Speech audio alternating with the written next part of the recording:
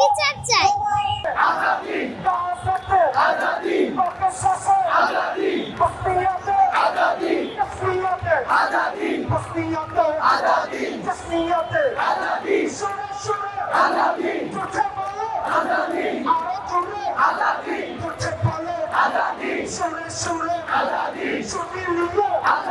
বিচার চাই, আমরা হাদির বিচার চাই, হাদির মৃত্যুর বিচার চাই।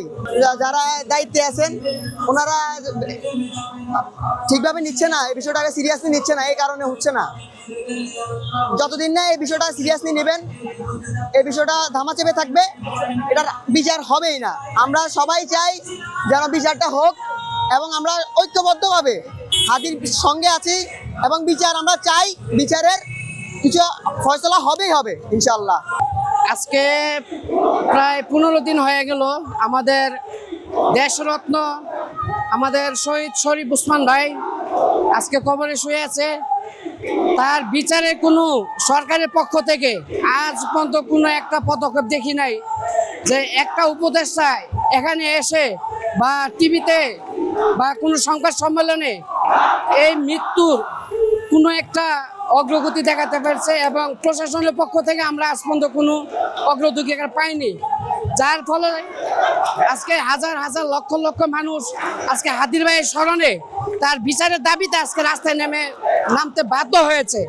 এবং আমরা আশা করব খুব দ্রুত এই প্রফেসর ইউনূস সাহেব, আমরা যাদেরকে আমরা রক্তের উপরে আজকে তাদেরকে ক্ষমতায় বসিয়েছি, এই রক্তের সাথে যেন বেমানি না করে আমরা তাদের কাছে আবেদন রাখবো যে অতি দ্রুত খুনি সহযোগী যারা কে কোথায় আছে খুব দ্রুত এখানে একটা সমাধান দিয়ে যাক, এতটুকু আমাদের তার কাছে চাওয়া।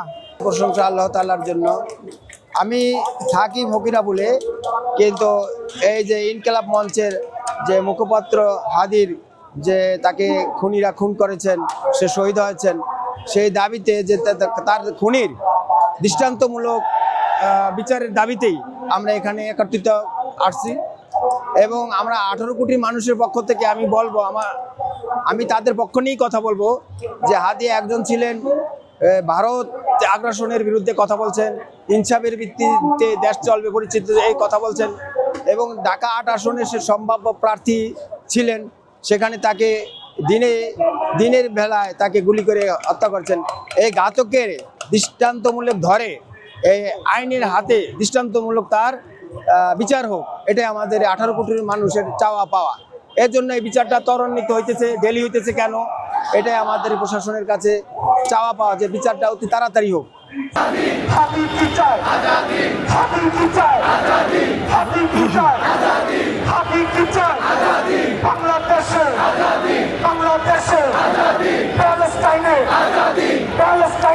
বাংলাদেশে